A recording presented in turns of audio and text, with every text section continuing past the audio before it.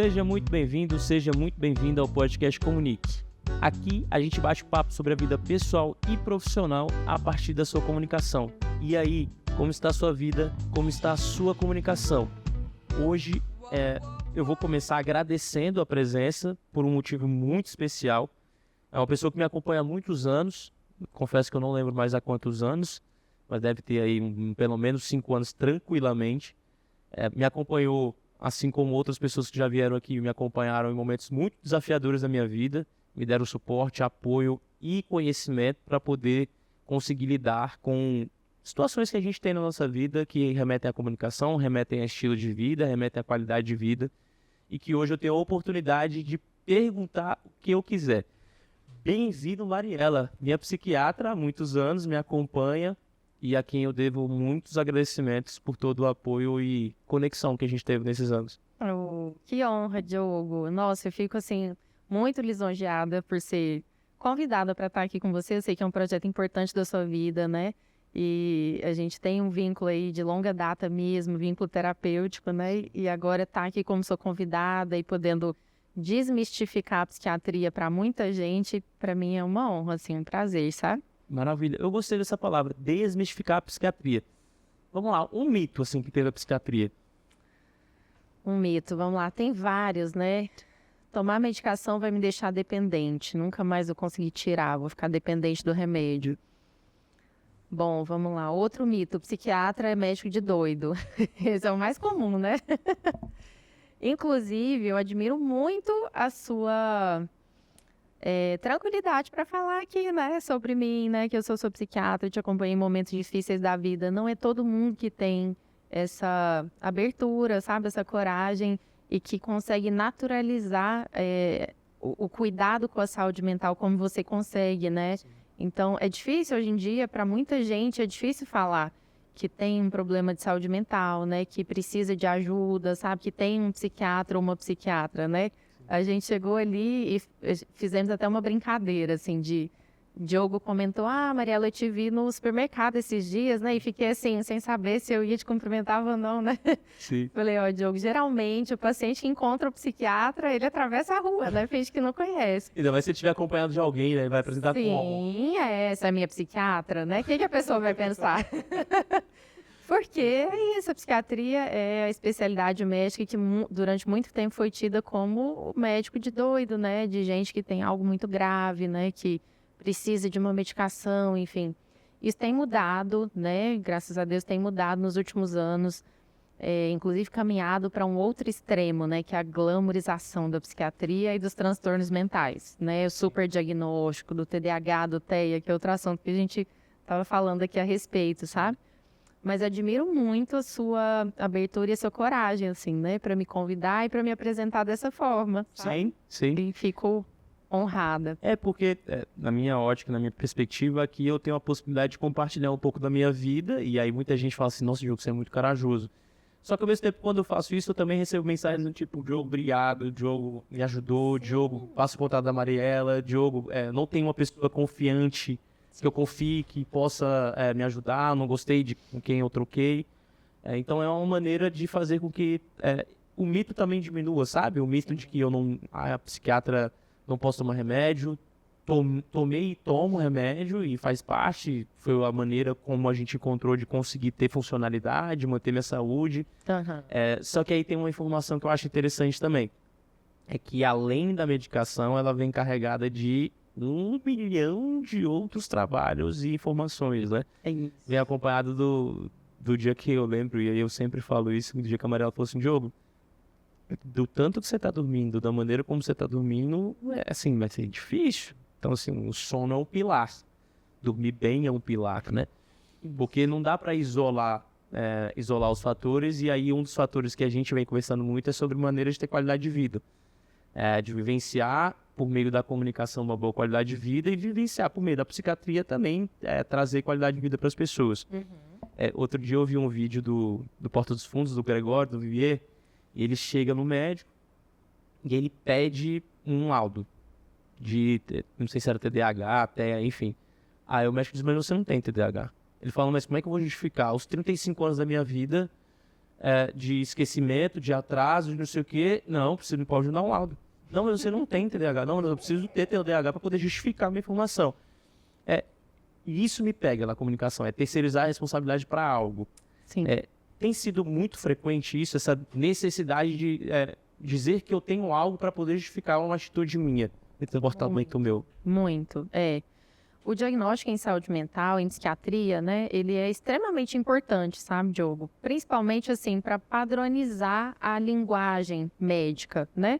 Então, dar um diagnóstico, por exemplo, de depressão maior aqui no Brasil, permite que essa pessoa seja tratada, bem cuidada, né? Que ela tenha uma conduta terapêutica assertiva em qualquer lugar do mundo, né? A gente uniformiza a linguagem. Então, o diagnóstico em psiquiatria ele é importante por isso. Só que ele também pode ser mal usado, como a gente tem visto muito, né? Hoje em dia, com um super diagnóstico de TDAH, de TEA, especialmente, né? Tá muito na moda. A pessoa vê um vídeo no TikTok, vê uma coisa na internet e fala, nossa, eu tenho isso, não é possível, né? Eu sempre tive, nunca soube. E aí procura um profissional, né? No sentido de justificar, de se apoiar e, às vezes, de trilhar um caminho mais fácil, sabe? Assim, não se responsabilizar, né? Por aquela condição. É claro que os transtornos mentais existem, eles geram muito impacto funcional na vida das pessoas, né? Precisam ser identificados, precisam ser tratados, né? Mas a gente tem que ficar muito atento para não fazer esse mau uso do diagnóstico, né? Então, cabe a mim o que dentro desse tratamento, né? O médico, ele vai me apoiar, ele vai fazer uma avaliação adequada, ele vai elaborar uma hipótese diagnóstica, ele vai me medicar e os meus sintomas vão diminuir. Mas, para além disso, o que cabe a mim fazer, né? Para eu ter saúde mental, para eu ter saúde, para eu ter longevidade, né? Isso é super importante, sabe, Diogo? A gente vê muitas pessoas hoje em dia, se você sentar numa roda com amigos, talvez grande parte, a maioria, esteja já em uso de uma medicação psicotrópica, né? Eu uso sertralina, eu uso estalopram, né? Eu uso ritalina, eu uso Venvance, né? Hoje em dia está sendo muito prescrito, muito usado. Muitas vezes com acompanhamento médico mesmo, né? Uma parte dessas pessoas, talvez a menor parte, lança mão de outras estratégias complementares de tratamento, né? Se responsabiliza por promover saúde na sua vida, sabe? A maior parte delas usa a medicação para reduzir sintomas e manter um estilo de vida totalmente adoecedor e disfuncional, né? Então, é aquela pessoa que trabalha demais, que acorda cedo, que não tem tempo de lazer, que trabalha de segunda a segunda, né? Que não faz nenhuma atividade física, que fica um tempo excessivo nas telas, olhando o vídeo, consumindo conteúdo, né? Ou que consome muita coisa ruim, né? Telejornal, muita notícia ruim, pesada, trágica, né?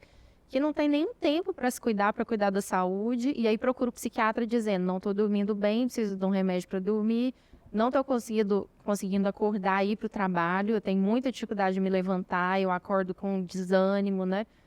E aí quer um remédio para acordar, né? Zolpidem para dormir, Venvance para acordar, o antidepressivo para ajudar na ansiedade, né? Então a gente vê demais isso, sabe?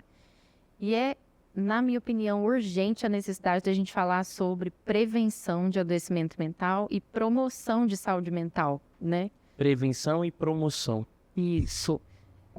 A prevenção, ela envolve ferramentas justamente assim, de reduzir exposição ao estresse, né? De cuidar de coisas que podem ser cuidadas e modificadas em relação ao estilo de vida, né? Como que eu previno, por exemplo, um quadro de burnout? Como que eu previno um quadro de ansiedade que é muito mais reativo ao meu estilo de vida do que algo biológico ou estrutural da minha personalidade, né? E, por outro lado, como que eu promovo saúde mental? Uma pessoa que tem um transtorno mental, ela pode ter qualidade de vida? Com certeza, né? Uma pessoa que tem esquizofrenia, ela, embora tenha uma doença crônica, permanente, precise da medicação para o resto da vida, ela pode, mesmo ainda tendo sintomas da doença, ter qualidade de vida. A gente pode promover qualidade de vida na vida dessa pessoa, né? Então, é um conceito, assim, que muito me interessa, sabe? Eu acho que é muito necessário ser implementado na prática da medicina em geral e na psiquiatria, né? Que é a minha área. Eu tenho falado de uma referência que é muitas vezes como lidar com uma pessoa, e aí eu coloco dentro do cenário da comunicação, como lidar com uma pessoa que tem algum tipo de insegurança em relação a algo. O que comunicar para essa pessoa? E aí eu tenho dito que quanto mais você faz pela pessoa ou coloca algo para ser feito pela pessoa, mais insegura ela fica. Então, por exemplo, se alguém te pede ajuda para poder subir uma escada, e ao invés de você dar a mão para a pessoa e subir com ela, você pegar e colocá-la no colo e fazê-la subir, na próxima vez ela vai precisar de você de novo, porque você vai precisar carregá-la. Se alguém pedir ajuda para você e dizer que não sabe como chegar, sei lá, no Jardim Botânico, e você colocá-la no carro e falar, eu te levo, da próxima vez ela vai continuar sem saber como chegar. Você vai precisar levá-la de novo. Talvez se você falar assim, eu vou te guiando, e aí você chega na próxima vez, ou entra no carro aí, eu vou no passageiro e vou te mostrando o caminho. Isso é fazer com que a pessoa tenha a possibilidade de ter segurança, capacidade, esse repertório de conseguir lidar com aquela situação de novo. Então eu escuto o remédio em algumas situações, ou eu escuto a ida ao psiquiatra pelo que você traz, ou eventualmente situações do dia a dia mesmo, como elementos para, assim, potencializar a insegurança da pessoa. Ao invés de estar ajudando, você está prejudicando. É mais fácil imediatamente. Sim, Dá muito menos trabalho. com certeza. Muito menos trabalho você pegar e fazer. Não sei fazer, vai lá e faz pela pessoa. E aí isso gera sobrecarga depois. Ou seja, é mais fácil na hora, mas é muito mais difícil depois. Faz com que a pessoa dependa de você. E aí tem muitas pessoas dependentes de você no ambiente profissional, no ambiente pessoal. Não é tranquilo, não é leve. Até são pessoas dependendo de você. E aí quando a gente fala de psiquiatria como estilo de vida, psiquiatria como elemento de prevenção e promoção, eu escuto muito pensando assim, como é que a gente faz com que as pessoas sejam menos sobrecarregadas, se sintam menos sobrecarregadas, mas aí pelo que eu discuto, a pessoa também precisa assumir o papel e a responsabilidade dela, senão vai ser um tanto desafiador. Com certeza. A sobrecarga tem sido um elemento muito forte hoje em dia na psiquiatria, né? Muito. A gente recebe muita gente no consultório com essa demanda, né? Especialmente mulheres, né? A gente, hoje em dia, assume vários papéis, né? Eu, por exemplo, sou psiquiatra, né? Sou médica, sou empreendedora, empresário, tenho minha clínica. Professora. Eu sou mãe do Bento e da Alice. Eu sou dona de casa. Eu sou esposa, né? Então, é um desafio tremendo hoje em dia a gente ter que lidar com tantas demandas, né? E, ao mesmo tempo, manejar essa exposição crônica ao estresse, né? Talvez seja o nosso maior desafio hoje em dia, assim, o manejo Da exposição crônica ao estresse? Justamente. Como é que é isso, exposição crônica ao estresse? Exposição crônica ao estresse é você estar sendo submetido o tempo todo a situações que para você são aversivas, né? Que desencadeiam aquela resposta que a gente chama na medicina de luta ou fuga, né? Uma resposta de ansiedade, né? A gente fica, então, num modus operandi de hiperalerta, hipervigilância o tempo todo, né? Que a gente tem que dar conta, a gente coloca ali, fica com uma sobrecarga mental muito grande, né? Então eu acordo já pensando, poxa, hoje eu tenho que preparar a aula que eu vou dar mais tarde para os meninos, eu tenho que decidir tal coisa do consultório, eu preciso fazer a lista de compra para o meu esposo fazer compra no supermercado, eu preciso fazer o trabalho que o meu filho tem que entregar na escola, sabe assim? Então é uma sobrecarga mental monstruosa, né? Como é que eu posso reduzir essa sensação de precisar estar o tempo todo em estado de hiperalerta? Porque a ideia não tem como deixar fazer com que elas deixem de existir, né? Elas vão existir. Justamente, E aí a gente precisa, uma das ferramentas, e que talvez interesse aqui para nós nessa conversa, né? É justamente a gente ter uma comunicação assertiva, né?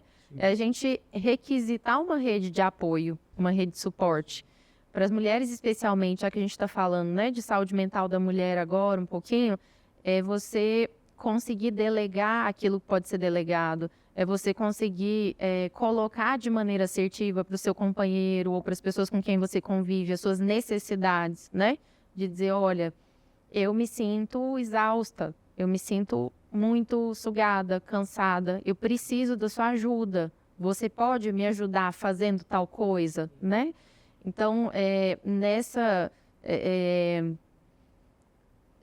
área, assim, da saúde mental da mulher, enfim, da saúde mental, né? A comunicação é uma ferramenta muito importante, né? Assim, é uma forma de promoção de saúde mental muito potente, certamente. Eu escuto muito quando a gente faz os nossos atendimentos, você falar de situação ansiogênica. Isso. Por exemplo, estou tentando aqui transportar isso para um universo mais palpável. Para algumas pessoas, essa situação de muitas atividades, ou dependendo de uma atividade específica, sei lá, eu tenho uma aversão a isso, você falou dessa situação aversiva. Aham. Eu tenho uma situação aversiva a, por exemplo, viajar, que é o meu caso, que eu já compartilhei. Sim. Eu já estou na situação aversiva a viajar. Aí já é uma viagem, já é ansiogênica, é isso? Sim. A gente chama de ansiogênico aquilo que gera ansiedade, né? A ansiedade, ela não é necessariamente patológica, né? Ela, na verdade, é um instinto de sobrevivência. É o nosso corpo reagindo a um possível risco, uma situação de possível risco ou de ameaça, né? Então, por exemplo, numa situação real de risco, se a gente está ali no trânsito e começa a acontecer um assalto, por exemplo, uma situação de violência, nosso corpo dispara uma série de reações para nos preparar para lidar com aquela situação. Isso é o que permite a nossa sobrevivência, né? A gente chama isso de reação de luta ou fuga na medicina, né? Quando que a ansiedade se torna patológica? Quando a gente começa a ter essa reação disparada o tempo todo, de maneira persistente, e na ausência ou desproporcionalmente ao estímulo. Então, às vezes, o estímulo ele não oferece risco real ou ameaça real, ou oferece um risco muito pequeno, como, por exemplo, voar de avião. Existe um risco, é claro, mas é um risco pequeno. Se a gente for ver as estatísticas, né, muito mais pessoas morrem por conta de acidente automobilístico do que de avião, né? Então, racionalmente, não faz sentido você ter uma reação desproporcional de ansiedade ao fazer um voo, né? Uhum. Mas para você, aquela situação é especialmente ansiogênica. Ela faz com que você, né, assim, tem uma sensação de perda de autocontrole, né? Ela dispara em você uma série de mecanismos para te defender ali de um possível risco, a ameaça à vida, né? Sim. Então, um estímulo ansiogênico é aquele que para você representa um risco, representa uma ameaça e que dispara em você esses mecanismos de defesa, né? Para proteção, para autoproteção. Então, juntando todo esse universo, por exemplo, de uma situação de sobrecarga, já me sinto sobrecarregado, copo cheio, e vem uma situação ansiogênica ou outra... O copo transborda, né? E aí, às vezes, a gente se desorganiza e manifesta sintomas. Daí é que vem os sintomas, né? Uma ansiedade que às vezes é basal ali, né? Ou que é uma ansiedade puramente fisiológica, né? Então, vou falar no podcast do Diogo. Sim. Né? Vou me expor para muitas pessoas. Isso gera sintomas. Sintomas não, isso gera uma reação, mas que é fisiológica de ansiedade. Para mim é uma situação um pouco ameaçadora, né? Um tanto ameaçadora. Mas ela não me, por enquanto, ela não me congela, ela não me faz evitar me expor a essas situações. A partir do momento em que eu deixo de aceitar esse convite, em que eu deixo de dar uma aula para várias pessoas, ou, no seu caso, a partir do momento em que você deixa de viajar, mesmo precisando viajar, às vezes até a trabalho, né? E isso começa a se tornar patológico pela intensidade dos sintomas e pelo prejuízo funcional que isso vai te impor, né? Não querendo ser determinista, mas pensando em possibilidades. Diante de situações, óbvio, que ainda não são paralisadoras, não ir é pior. Com certeza, é pior. Então, por exemplo, numa situação como essa, eu tô com um receiozinho, sei lá, de ir para uma palestra, de dar uma aula, de falar com alguém um assunto conflituoso. Não falar é pior. Na verdade, depende muito do cenário, né, atual. Sim. Então, se a pessoa está num nível de desorganização, de adoecimento e de sintomas muito intenso, agudo, é claro que eu não vou recomendar que ela se exponha ao estímulo ansiogênico. Estourar completamente. Justamente, né? Agora, faz parte do tratamento um enfrentamento e uma exposição gradativa, progressiva, né? Então, eu uso a medicação, eu faço a psicoterapia, eu cuido da minha saúde e aos poucos eu vou me expondo àquela situação que para mim representa uma ameaça, até que ela se naturalize, até que ela não represente mais uma ameaça. Como é que é o nome disso mesmo? Tem um nomezinho, não tem? Tem uma terapia de exposição, né? Exato, É uma técnica da psicologia, né? De terapia. Posição. Porque, e aí eu te escuto, basicamente o seguinte, pelo que eu estou escutando a gente vai ter situação que o copo vai subir rápido a água. Né? Sim, assim, tem situações que não tem como, sei lá, bater um carro, tem algo que não tem muito o que fazer, vai disparar adrenalina e tal. Sim. Agora, a reflexão que eu quero que você compartilhe talvez a grande solução não seja evitar essas situações, que são inevitáveis, talvez aconteçam. Sim. Talvez a grande solução seja evitar que o teu copo já esteja muito cheio, para que quando uma situação estressora como essa chegue, ela já não transborde o copo e desorganize todo o resto que talvez não seja para ser desorganizado. Isso é manejo eficaz do estresse, né? Isso é manejar estresse. É eu conseguir evitar que chegue nessa situação limite do copo transbordando, né? Então, de que forma que eu vou conseguir lidar com esse excesso de demandas sem adoecer?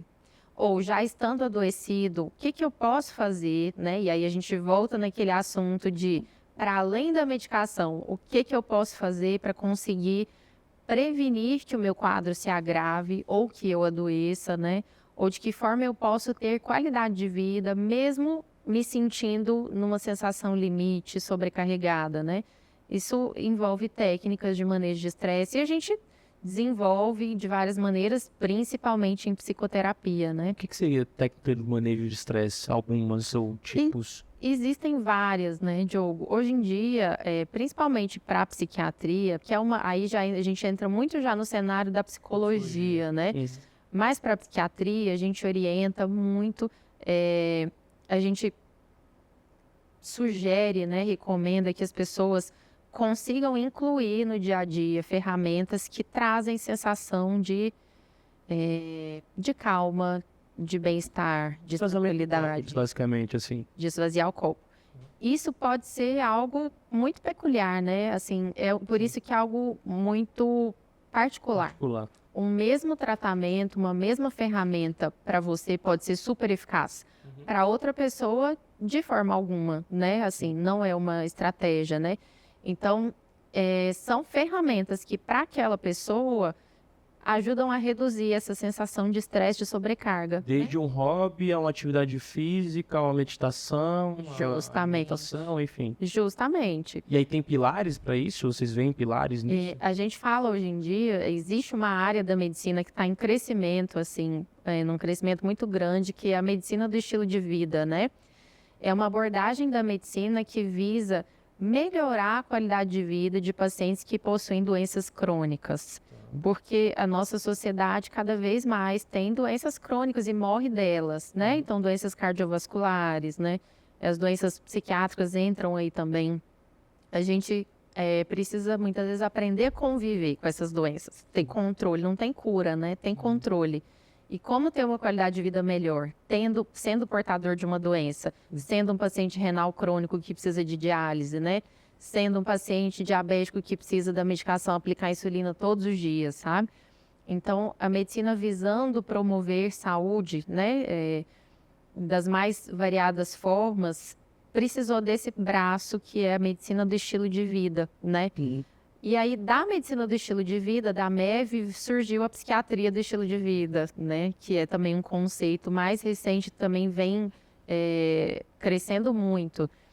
Quais são os pilares da MEV, né? A MEV, ela se baseia em 5 pilares, basicamente, né? Que são a prática regular de atividade física, uma alimentação saudável, né? Principalmente com redução de ultraprocessados, incrementar a alimentação produtos naturais, perecíveis, né? Pouca carne vermelha, a dieta do Mediterrâneo, que é a plant-based, né? É a que tem melhor evidência para a saúde, tanto física quanto mental.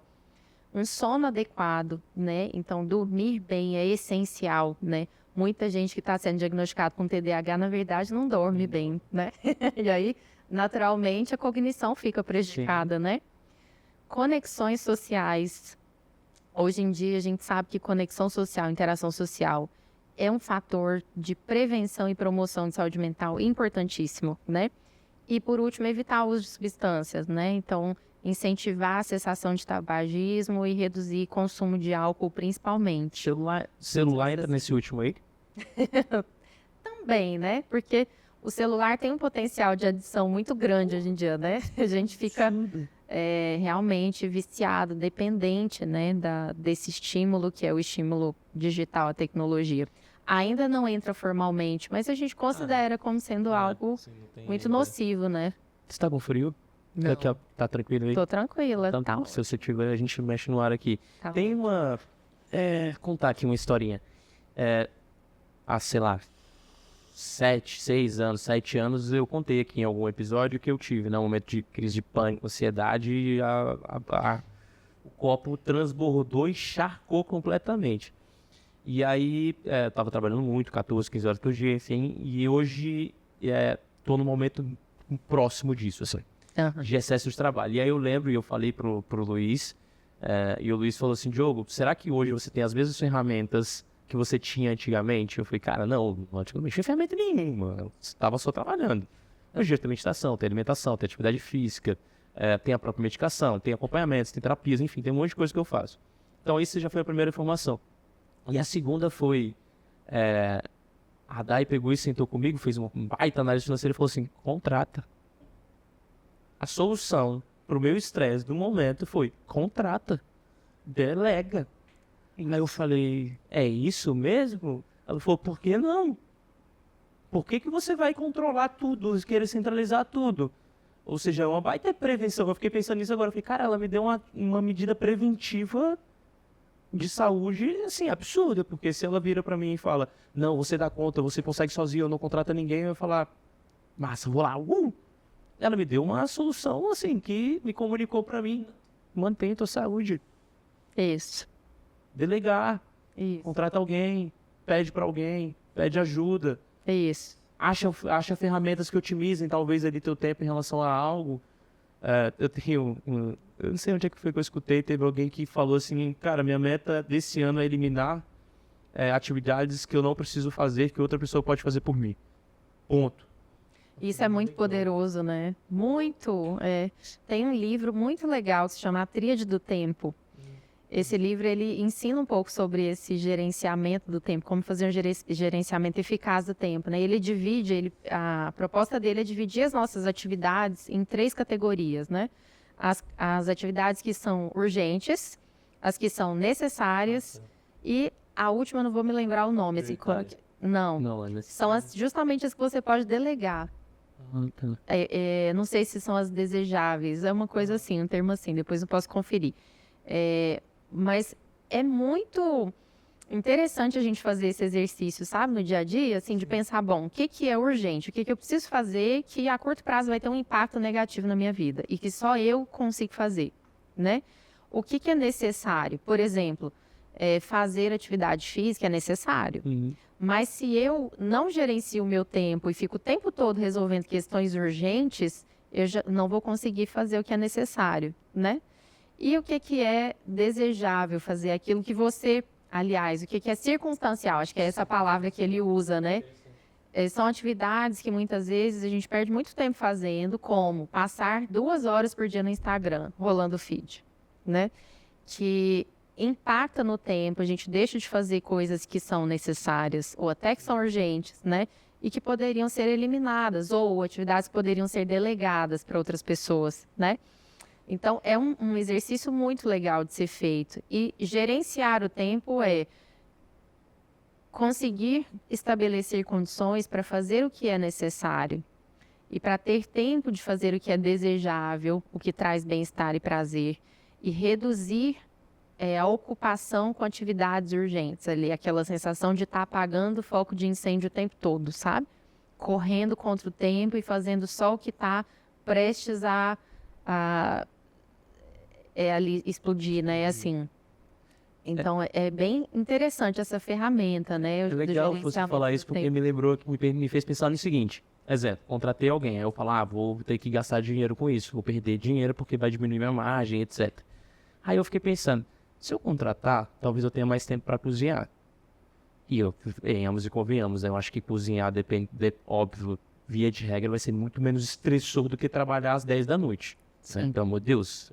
E melhora a qualidade da sua alimentação, né? Quem cozinha come melhor. Eu comendo menos fora, eu tô gastando menos dinheiro. Ou seja, será que no final das contas eu não tô... A conta fecha, né? será Porque que esse dinheiro que você vai poupar, você vai pagar uma pessoa. Exato. Então, assim, tem hora que a gente faz umas contas tão burras, Sim. e aí por causa do estresse, porque a gente não tem a capacidade, por exemplo, do copo tá vazio, de falar assim, não, deixa eu pensar aqui estrategicamente, Programado. programar, me organizar, fazer essa exclusão do que não... do que eu, sei lá, exemplo, óbvio, gente, a gente tá falando aqui de pessoas privilegiadas, né? É importante fazer esse parênteses aí. Com porque, certeza. Diogo, mas eu, fulaninho... Gente, a gente tá falando de pessoas privilegiadas que podem assistir o podcast. Óbvio que em alguns momentos a gente traz pessoas aqui também que a gente fala de outro universo. Mas a gente tá fazendo esse recorte. Sei lá, Diogo, eu tenho uma raiva toda vez que eu tenho que passar roupa, não sei o quê. Caraca, será que não vale a pena você pagar algum valor, sei lá, R$100, R$200, R$300 pra alguém passar roupa uma vez por mês pra você? Sim. Será que isso não vai ser melhor pra você? E outra, vai ser mais rápido, você vai ter mais tempo. Aí vem entre outros fatores que a gente até já falou aqui em relação ao relacionamento com o dinheiro, né? Sim. E dependendo, gera uma situação estressora gigantesca. Mas eu gostei dessa ideia dos pilares, até com uma possibilidade de pensar em controle. E eu quero perguntar para você sobre essa palavrinha. Controle é um negócio que gera, sei lá, uma situação estressora gigantesca, né? Sim. Necessidade de controle, É uma característica da personalidade de muita gente que adoece, né? Que deixa a pessoa vulnerável a adoecer. A necessidade do controle, né? Pessoas que têm essa personalidade mais obsessiva em relação à organização, a controle, né? A fazer o checklist ali todo dia, ticando, né? São pessoas que tendem a adoecer mais facilmente, né? Quando submetidas a maior estresse. Porque se impõe já uma série de responsabilidades. Controlador, ela já vive em estresse, desculpa. Eu quero que alguém diga assim, Diogo, eu sou extremamente controlador, mas eu não vivo estressado. Isso não existe, Mariel. Isso existe? Acho que não. Não existe isso. Não existe. E aí qualquer demanda externa faz o copo transbordar, né? Que a pessoa já se responsabiliza por muita coisa. Equilibrando 65 pratos, tentando controlar todos os pratinhos. E aí ela não delega nada, ela não comunica nada pra ninguém, não pede ajuda pra ninguém, dou conta de tudo. Na hora que chega uma situação estressora, acabou, né? Aí tem um negócio legal que eu falo no escritório, que é proibido. E é proibido mesmo, eu falo assim, gente, é proibido você ter um dia extremamente tranquilo e um outro dia extremamente estressante. O que eu quero dizer com isso? Se você tá num dia tranquilo, pega a demanda que tá para uma semana e faz esse dia tranquilo, pelo amor de Deus. Porque vai chegar no dia que vai surgir algo emergencial. O que acontece? Isso. E aí, ao invés de você ter um copo já vazio, você já vai ter um copo cheio por todas as outras demandas que era para você ter feito. Aí você vive uma vida de sanfona, que é dia extremamente calmo. Ixi, eu tô tranquilíssimo hoje. Hoje eu trabalhei 1 horinha. Aí o outro dia, trabalhei 20 horas. Cara, não é melhor trabalhar ali 7 horas, 8 horas, 5 dias da semana, não? É o equilíbrio, né? O caminho do meio, assim. Nem o excesso de trabalhar demais e também nem trabalhar de menos, porque o trabalho é importante também, né? Para a nossa constituição psíquica, assim. Então, o caminho do meio é o equilíbrio, né? Precisa de bom senso para isso, né? Aí eu acho que precisa de um amadurecimento mesmo, assim, de chegar e amadurecimento no sentido de repertório, de vivência, de olhar e falar, a última vez que eu não antecipei minhas atividades quando eu tinha tempo, deu problema? Sim. E ninguém precisou me falar. E exige autoconhecimento, né? E é uma coisa que a gente conquista, assim. Nem todo mundo nasce já com essa vocação de se perceber bem, de se conhecer bem. Isso é uma coisa que é conquistada por meio de terapia, né? E eu sempre falei isso muito para você, né, Diogo, nos atendimentos. Assim, Diogo, eu fico impressionada com a sua capacidade de autoconhecimento. Assim, você consegue muito claramente dizer o que para você te adoece, o que te faz mal. E o contrário, o que te cura, o que te faz bem, sabe? O que te traz bem-estar, né? Tem um chãozinho aí, Tem uma caminhada, né? Os cursos feitos, as terapias feitas, tem uma caminhada. Mas olha só, né? Voltando ao assunto de estratégias para além da medicação, né? De você se responsabilizar pelo seu autocuidado, você é uma pessoa exemplar nesse sentido, né? Você nunca se acomodou e se conformou só com a medicação. Pelo contrário, né? Sempre houve o desejo de, nossa, eu quero não precisar mais de medicação. Sim. E para isso eu me comprometo com o meu autocuidado, né? Eu vou fazer minha atividade física, eu vou fazer minhas terapias, eu vou fazer psicoterapia, né? Eu vou ter contato com a natureza, eu vou colocar em prática aquilo que me traz bem-estar, né? Sim. Isso é muito presente na sua vida, né? Então, você é um exemplo de uma pessoa que tem um quadro que, em alguns momentos, requer tratamento medicamentoso, mas você consegue ir para além disso, né? Você se compromete, de fato, com o seu autocuidado e com a sua qualidade de vida, né? Isso é muito interessante, assim, é um exemplo mesmo para todos nós, sabe? Inclusive para nós profissionais, né? Muitas vezes a gente fala muito o que tem que ser feito e faz pouco, né? Profissional de saúde tem muito disso, né? Sim. Dizer o que tem que ser feito e fazer pouco. Você falou aí, me rememorou a uma frase que você disse lá atrás. Você falou assim: Diogo, eu tô tranquilo de passar medicação pra você. Aí eu não gostei da frase, né? Aí você depois comentou: porque você não é uma pessoa que vai ficar acomodada com a medicação. Você vai buscar 1 milhão de outras formas de não ficar acomodado e dependente da medicação. E é muito sobre isso mesmo, assim, é não ficar dependente de outras pessoas, é não ficar dependente de contextos, é não ficar dependente de ambientes, é não ficar dependente de uma empresa, de um trabalho. Assim, não. Claro que tem algumas outras formações disso, de querer ser independente demais, às vezes, né? De querer não precisar de ninguém. Tem também. Mas, ao mesmo tempo, me remeteu a isso. E, nesse espaço, eu te questiono o seguinte. Algumas suas situações são estressoras, e aí, talvez, ansiogênicas, e que a gente não tem como evitar. Uhum. Aí eu vou colocar família, Uhum. filho, dependendo. Quando eu digo não tem como evitar, é que assim, socialmente tá ali, isso não tem muito o que fazer. É um papel que eu não posso escolher, né? Fazer Por ou exemplo, não. só se você pode ir lá e romper a sociedade. Isso. Uhum. Você pode, mas assim, romper é meio complexo. Eu li uma frase esses dias que eu achei ela determinista, mas ao mesmo tempo é legal de provocar, né? Eu sei o intuito ali da mensagem, que foi: situações que te adoeceram nunca vão voltar e vão te curar. Uhum. Então eu te questiono assim, dessas situações ansiogênicas, óbvio, sem ser determinista, mas pensando com reflexão. O que eu faço, Mariela? Porque, por exemplo, e aí meu pai escuta, minha mãe escuta aqui, mas eles sabem que nada é pessoalizado, é mais como uma ferramenta. Durante muito tempo, durante alguns momentos, eu achei minha família ansiogênica, assim. Encontrar meu pai e minha mãe, dependendo do contexto, cara, eu voltava estressado, eu estava ansioso. Uhum. E durante um momento eu escolhi. E até conversando contigo, conversando com o Luiz, eu falei: cara, eu preciso de um tempo de distanciamento. Uhum. Esses dias a gente saiu da casa dos meus pais, aí a Day, nossa, seus pais são muito figura. E aí eu parei e pensei, falei: cara, de fato, hoje eu consigo ter essa visão e essa comunicação com meus pais. Eu lembro que toda vez que eu ia na casa dos meus pais, era briga com meu pai. Era comum. Era estresse dele, estresse meu, e aí ficava até loucura. E com a minha mãe, depois de um tempo, virou essa ideia do controle, que ela tem essa pegada do controle muito forte. Beijo, mãe, beijo, pai, amo vocês. É só para ajudar as pessoas aqui. E ela tem essa Vai virar casos de família nesse episódio. E aí eu peguei, eu falei: não, eu preciso de uma distância. E aí vocês comentaram: Diogo, talvez seja necessário esse distanciamento. E aí eu questiono: às vezes é necessário distanciar mesmo, ainda que seja, que essa comunicação esteja sendo muito desafiadora e seja, em tese, obrigatória, é necessário fazer esse distanciamento? Eu acho que a gente volta um pouco naquilo que a gente falou da exposição, né? Então, é necessário enfrentar situações ansiogênicas, se expor a elas, né? E aí depende, a resposta é depende, né? Porque se é um momento em que eu estou muito desorganizado, né? Eu estou muito mal, eu estou com muitos sintomas psíquicos, sintomas físicos, né? Talvez o tratamento ideal seja, de fato, não se expor, né? O afastamento, para eu conseguir me organizar psiquicamente, fisicamente, né? Já que são situações que demandam muita energia, né? Um investimento muito alto, sabe? De energia. Então, e eu não sei investir a energia no lugar certo, que eu acho que esse é um fator legal de a gente falar, porque, por exemplo, nesse caso, hoje eu vou na casa dos meus pais, voltei indo e tal, e daí, nossa, eu falei: porque você não sabe como é que já foi.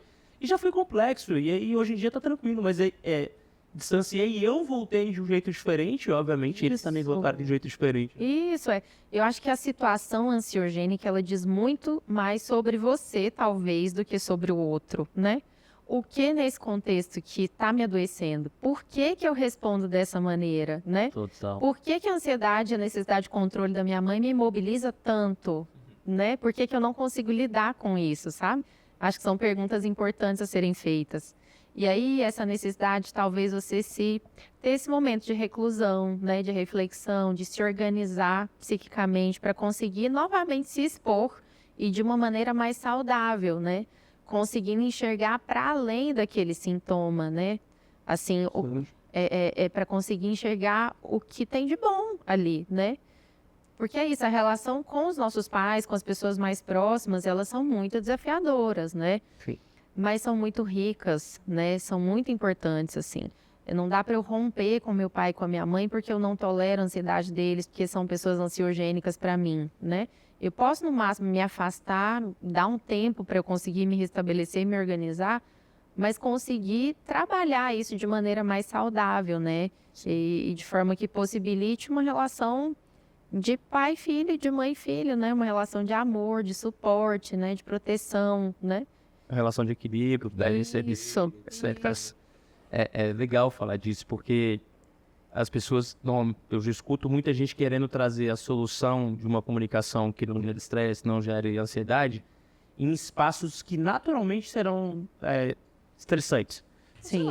Desculpa, mas assim, você palestrar para 2.000 pessoas, se você não tiver minimamente com frio na barriga, tem algo errado. Justamente. Você não está valorizando aquele momento. Eu falo, se você vai fazer um momento como esse e não tem nada acontecendo, você não está valorizando o momento. Bom, e aí a gente, ao invés de olhar para as situações do dia a dia que geram estresse, é o trânsito, é a conversa com a esposa, com o marido, com o pai, com a mãe, com o filho, a gente fica querendo olhar só para essas situações demais, ultra, que já são naturalmente estressoras. Não tem como. Não vai ser, vai ser. E aí a gente quer achar, como é que eu faço, Diogo, para o momento que eu vou palestrar para 5.000 pessoas eu ficar tranquilo? Eu falo, não tem como. Receita de bolo, né? Aí não tem como, assim, vou te passar uma receita pra você não... Aí, ao invés de olhar, talvez para uma situação como essa. Tá, eu fui almoçar na casa dos meus pais, voltei de lá, puta vida. Aí depois eu fui pra palestra e aí eu fiquei estressado na palestra. Calma aí, você já estava estressado. Uhum. Sabe, a gente fica, talvez, eu fico pensando nisso, assim, o quanto que muitas vezes, pensando em comunicação, pensando em estilo de vida, qualidade de vida, prevenção e promoção, quanto que muitas vezes a gente olha para situações demais já. Situações que são grandes, que não tem como não serem grandes. Sei lá, meu filho nasceu. Cara, desculpa, mas assim, vai ficar sem dormir, tem como.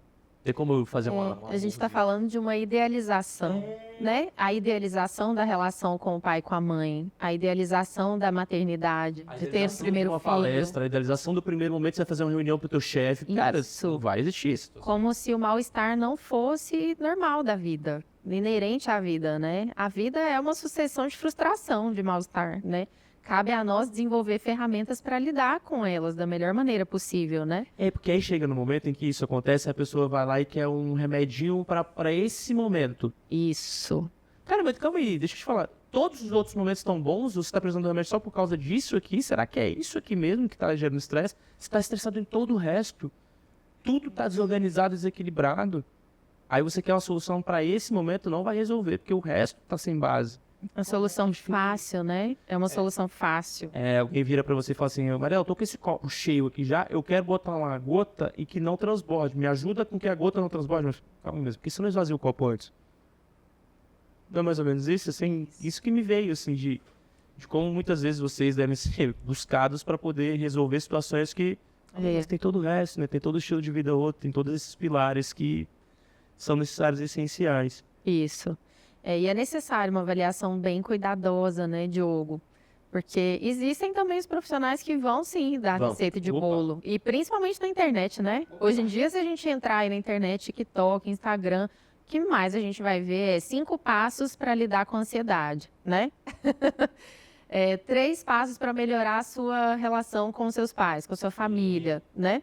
E como se fosse muito simples, né? Como se essas questões fossem, de fato, muito fáceis de serem resolvidas e demandassem pouca energia, né? Então, é uma maneira certeira de fracassar, né? Na sua vida, nas suas relações. Falou assim, Diogo, o que você acha de eu tomar um Rivotrilzinho antes para não ficar muito nervoso? Eu falei, eu não recomendo. Tá doido? Tomar um Rivotril? você não sabe como vai ser feito, vai que você dorme, fica lesado. No meio da prova oral do concurso, tá maluco? Não, claro que não. Não, você vai dormir bem no dia anterior, vai se alimentar bem. Se você quiser, isso a gente tá... Então tinha vezes, eu falei, procura um nutricionista. Tem alimentos que de fato não são interessantes de você comer na véspera, porque geram pigarro. Sim. Você vai procurar talvez um acompanhamento médico, psicológico, para poder ver como é que você vai lidar com essa situação de estresse. Aí ele, pensei em tomar só uma Ritalinazinha. Eu falei, uma Ritalina, um Rivotrilzinho só para me acalmar, para eu não ficar muito nervoso. Porque, cara, É natural ficar nervoso. É isso, né? É um momento da vida muito importante. Você está sendo avaliado em relação à sua performance, né? 5 anos. Justamente, assim, é inevitável ficar nervoso, né? Mas e aí, como eu vou lidar com esse nervosismo? A pergunta é essa, assim, eu vou depositar tudo num remédio que vai me deixar lesado, vai deixar meu pensamento lento, vai me deixar pouco ágil, vai interferir na minha performance, né? Ou eu vou ali antes da prova fazer um exercício de respiração consciente, né? Tentar trazer ali a minha atenção para o momento presente para eu conseguir dar o melhor de mim e conseguir colocar para eles tudo que eu estudei, né? Toda a minha bagagem. Então, como lidar, né, com essas situações ansiogênicas? A gente não fica nervoso sem motivo, né, Diogo? A ansiedade, como eu falei, ela muitas vezes é fisiológica. Eu preciso, nesse momento da avaliação, estar em estado de hiperalerta, sem sono. Meu coração bate mais rápido para oxigenar mais o cérebro, meu pensamento está mais rápido para eu conseguir resgatar toda a memória de estudo ali, né, armazenada. Então, o nosso organismo ele é muito sábio, né, uma máquina perfeita, maravilhosa. A gente não fica ansioso diante dessa situação sem motivo. Existe uma razão, né? Agora a gente precisa manejar para que essa ansiedade não nos paralise, né? Sim. E aí é que a gente vai colocar em prática essas técnicas de manejo de estresse aprendidas em terapia, né? Ou às vezes até a própria pessoa identificando, né, as emoções e o que ajuda a lidar com elas. Agora eu vou te falar, eu tenho uma técnica de prevenção e promoção à saúde que é comer um açaí casca gostoso, delicioso, quando eu preciso. Ótima. Essa é Não excelente, é? prazer, sabor, reunir pessoas, socializar. Para quem quiser comer do açaí casca com desconto do podcast Comunique, vai em uma das lojas, Asa Sul, Asa Norte, Sudoeste, Águas Claras, diga e comunique o nome do episódio que você está escutando e você ganha o seu desconto. Isso é bom pra caramba, um açaizinho. Muito. Nossa, Nesse delicioso. calor, Nesse então, calor que a hein? gente está aqui em Brasília, delicioso. Tem uma pergunta polêmica. E não necessariamente ela tem uma resposta certa. Eu acho que é mais da visão e eu quero escutar a sua visão. Uhum. Tem algumas pessoas que têm falado muito sobre isso, rejeitando, e outras pessoas colocando como uma possibilidade. Nesses pilares aí eu não discutei colocando um que eu acredito que seja importante, me ajuda e não necessariamente vai ajudar todo mundo, que é a espiritualidade. E eu discutei falando graças a Deus em um momento.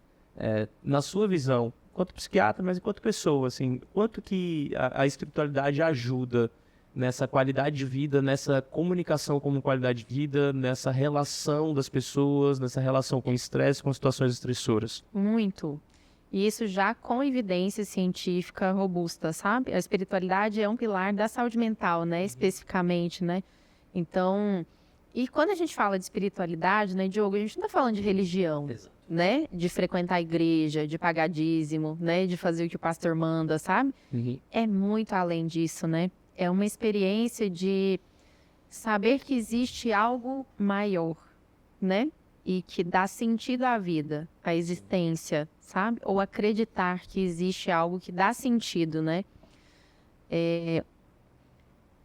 A gente idealiza muito várias situações, como a gente estava falando anteriormente, né?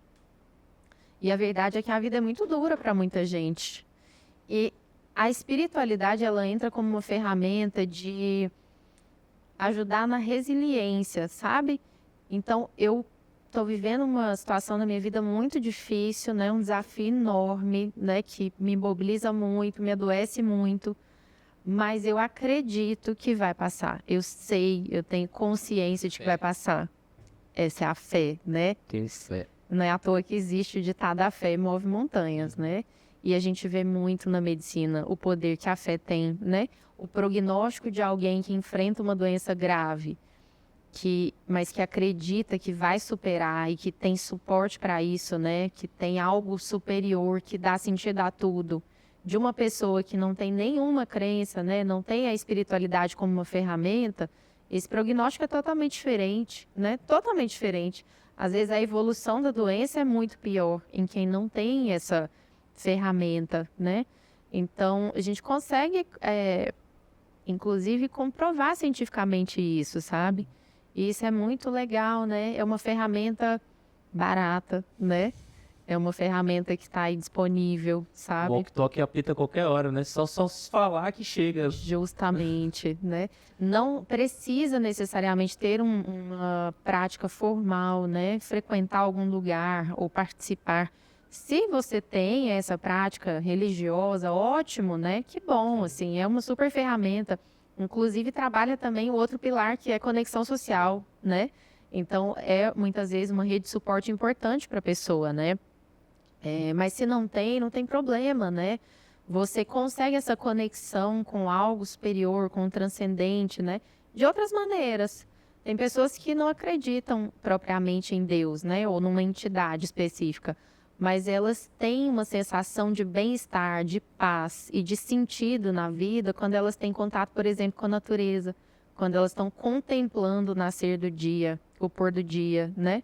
A beleza natural das coisas, quando elas estão ali dirigindo e começam a admirar o céu, né? Contemplar.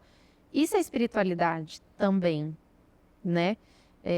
Isso dá sentido à existência, né? Às coisas. O sentido da existência e ter sentido na vida é uma necessidade. Total, né? Total. A coisa mais triste que tem é a gente sobreviver aos dias sem ter um propósito, né? Isso é o que acontece na depressão, né? A pessoa não tem sentido, as coisas perdem o sentido. Por que eu tô aqui? O que eu tô fazendo aqui, né? O que me faz querer me levantar todos os dias de manhã, trabalhar, voltar para casa, cuidar dos filhos, né? Fazer tudo que eu faço. Se não tem sentido nenhum para mim, né? Então, ter um propósito, né? Ter um sentido é essencial para a gente seguir bem, né? Para ter resiliência, para atravessar as crises, os momentos difíceis da vida, né? Me surgiu uma outra dúvida também, que é quando a gente fala de espiritualidade, de sentido da vida, eu remeto muito também a servir. É o ato de servir. E aí o servir eu vou colocar aqui de uma maneira que é o ato de filantropia, né? Dependendo, ajudar pessoas em situação de vulnerabilidade, precisem, dependendo. Isso também é uma ferramenta para manter estilo de vida, a qualidade de estilo de vida, como prevenção ou como promoção de saúde? Muito, muito. Tem um impacto enorme, né? A caridade, você fazer bem ao próximo, tem um impacto enorme na sua própria saúde mental, né? E é uma maneira de estabelecer sentido nas coisas, né? Assim, bom, eu estou aqui não é a passagem, né? A passeio.